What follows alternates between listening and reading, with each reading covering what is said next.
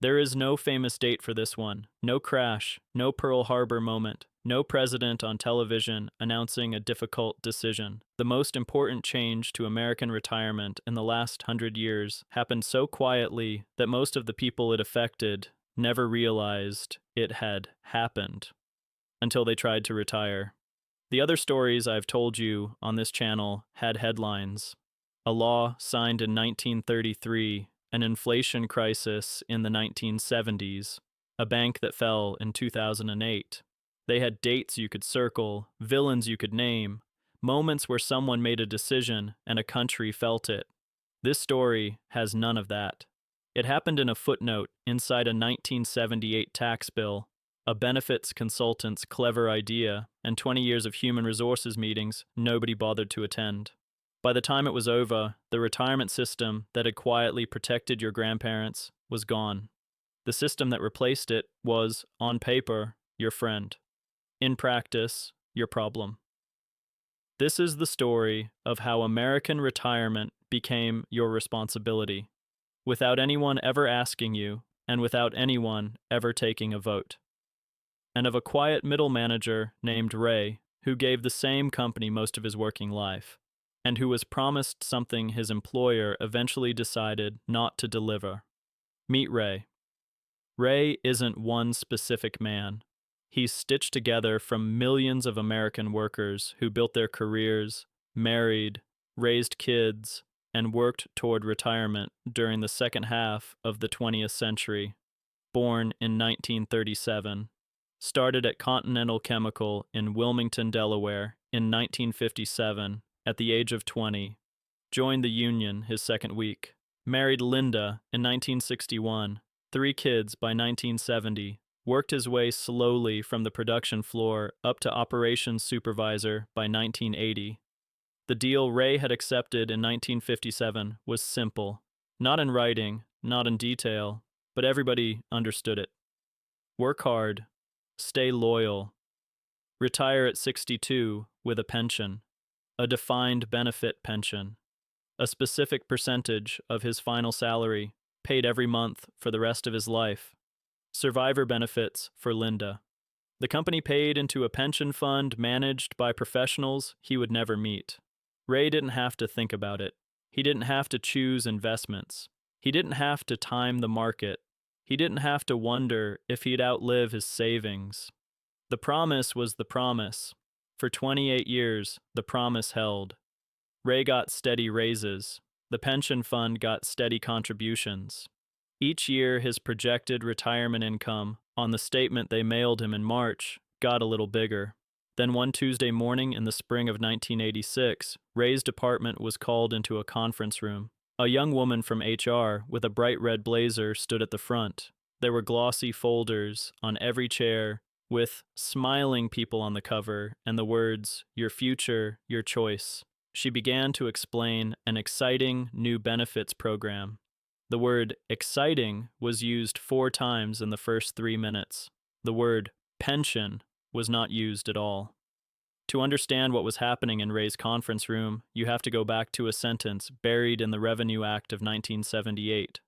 A sentence so technical, so easy to skip past, that even the people who voted for it didn't fully understand what they had built. Section 401, subsection K, 3 lines added to the Internal Revenue Code. The provision allowed employees to defer a portion of their salary into a tax-advantaged savings account, meaning you could put pre-tax money aside for later and you wouldn't pay income tax on it until you withdrew it in retirement. It was originally intended as a small perk for highly paid executives to let them shelter some bonus income from taxes. For 2 years, almost nobody used it. Then in 1980, a benefits consultant in Pennsylvania named Ted Benna read the provision and noticed something nobody had paid attention to. The wording was loose enough that Section 401K could be used not just for executives, it could be used for every employee, as a workplace savings plan, as, and this was the leap, a retirement plan. In 1981, Benna set up the first formal 401k plan at his own employer, the Johnson Companies. By 1983, IBM, Honeywell, and dozens of other major employers had launched their own.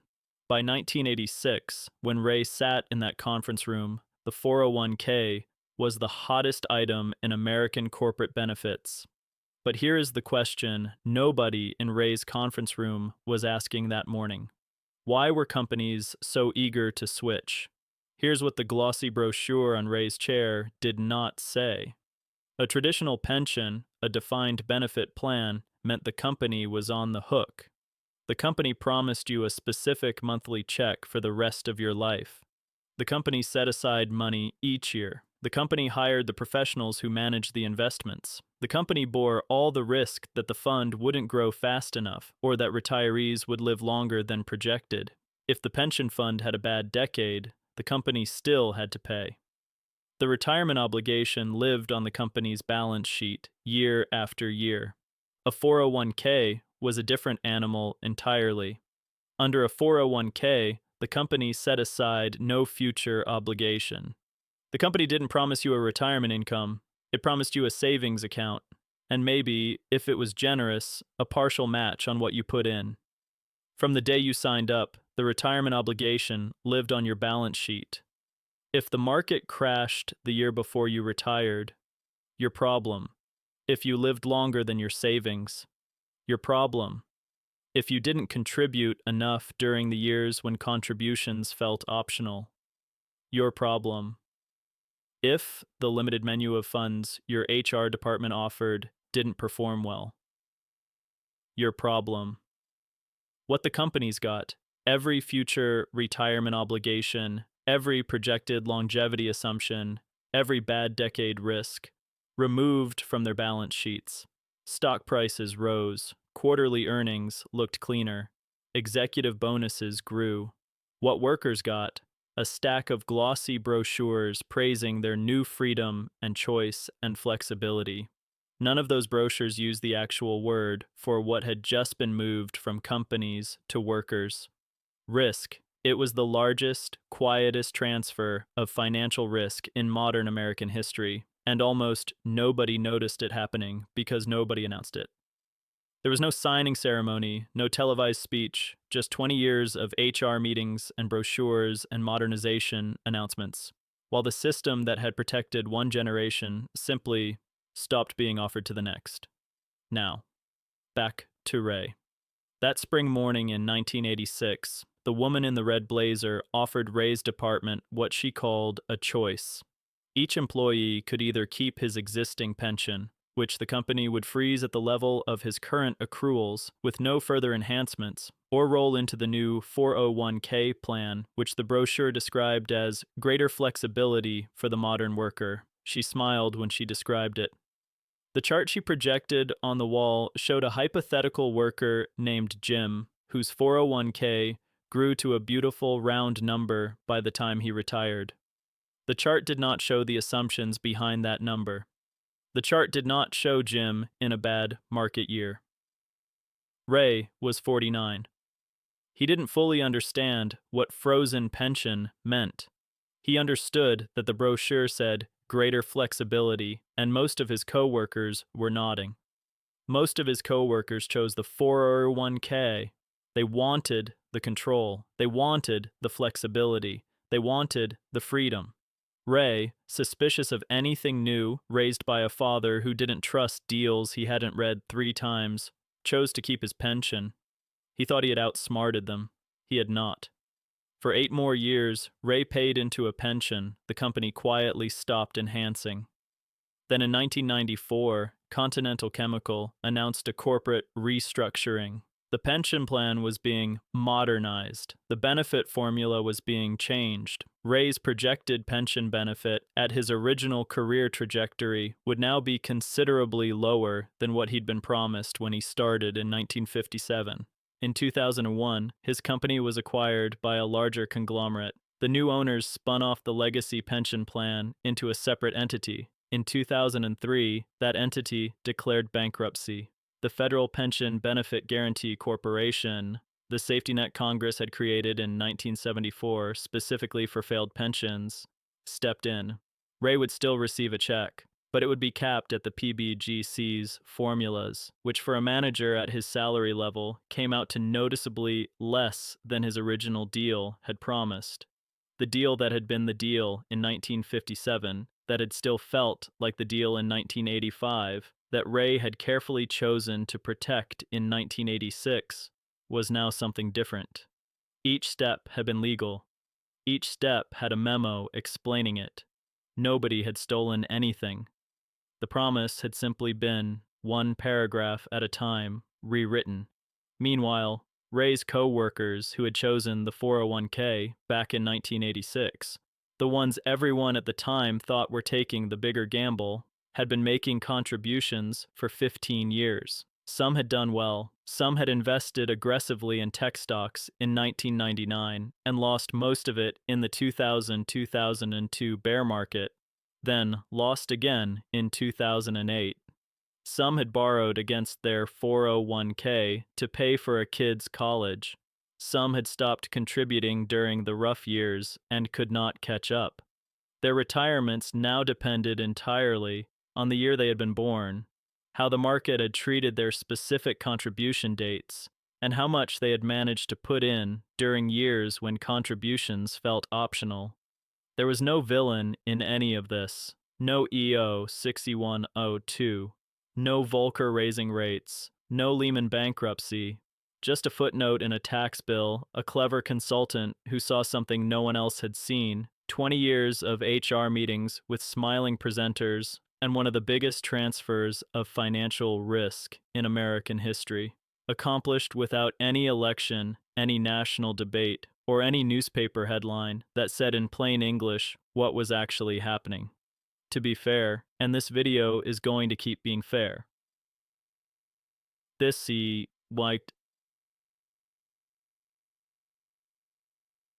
Ted's ground. Supporters of the 401k system, then and now, argue that it gave workers real things that pensions never had.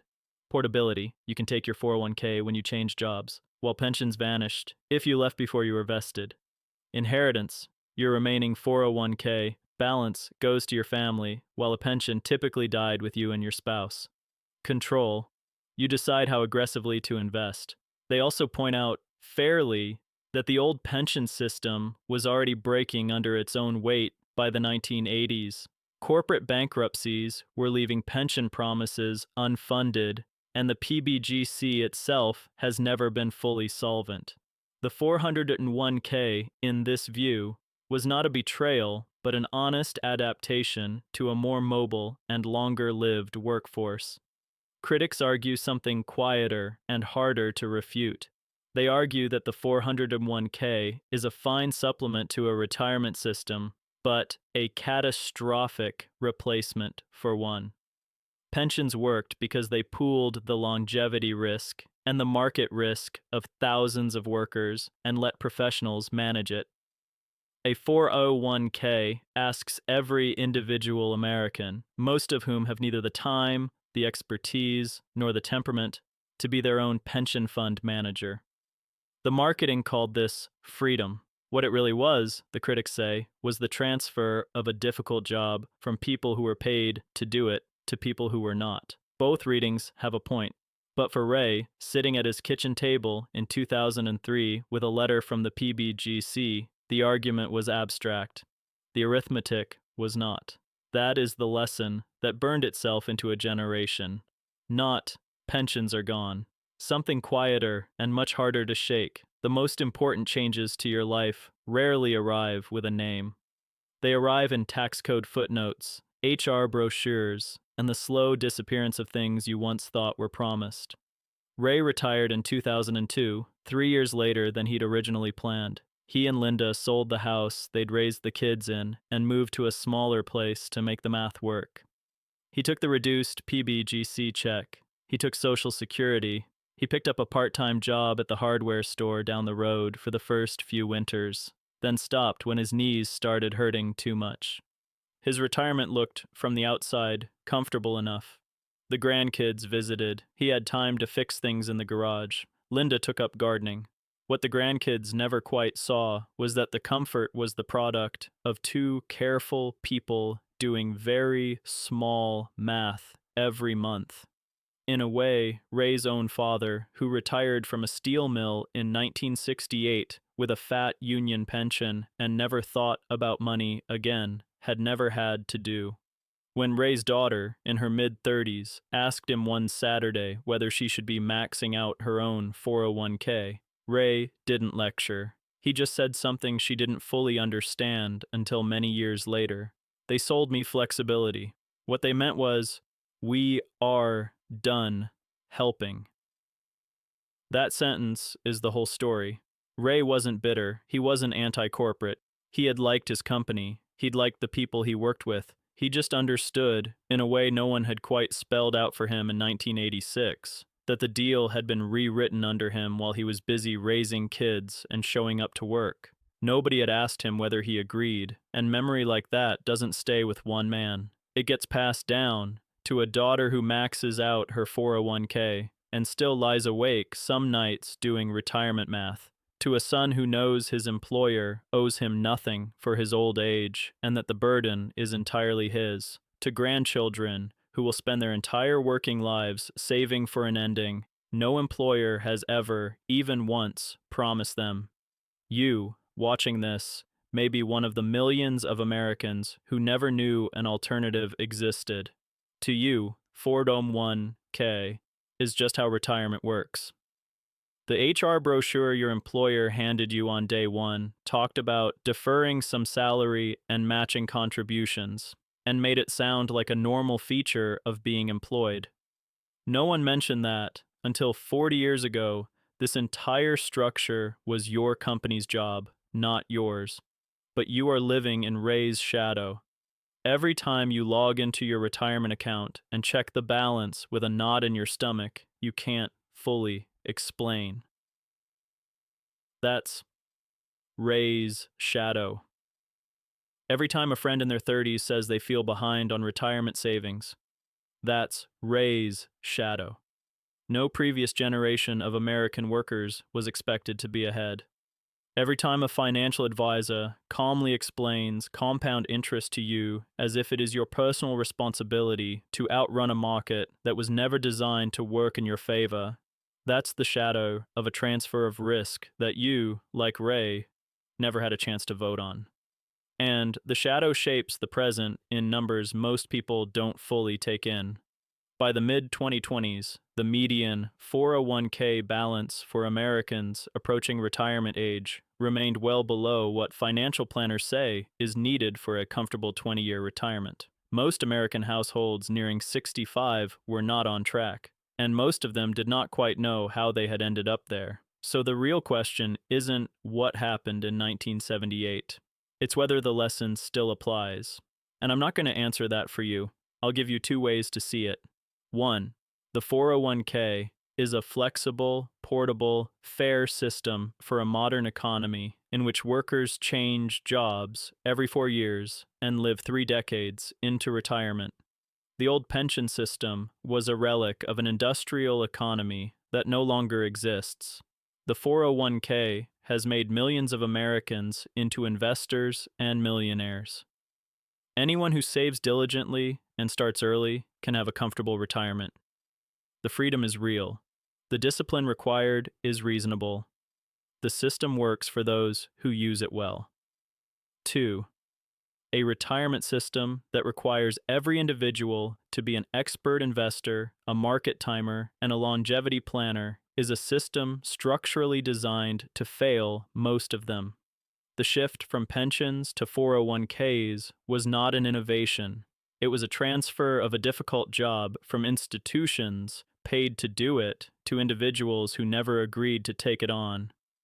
The freedom that was marketed was, in practice, the freedom to fail alone. Which view is right is up to you, but you should know you're not choosing in a vacuum. You're choosing in the long shadow of a footnote in a 1978 tax bill, of Ray, of the brochure with the smiling worker on the cover, and of the largest, quietest transfer of risk in American working life. For 2 generations of Americans, retirement was a promise their company kept. For the generations that came after, it became a math problem they had to solve alone. with no warning, no vote, and no announcement that the rules had changed. Most people younger than 50 have never known anything else. They assume this is how it always was. So before you decide that retirement is just personal responsibility, ask yourself one thing.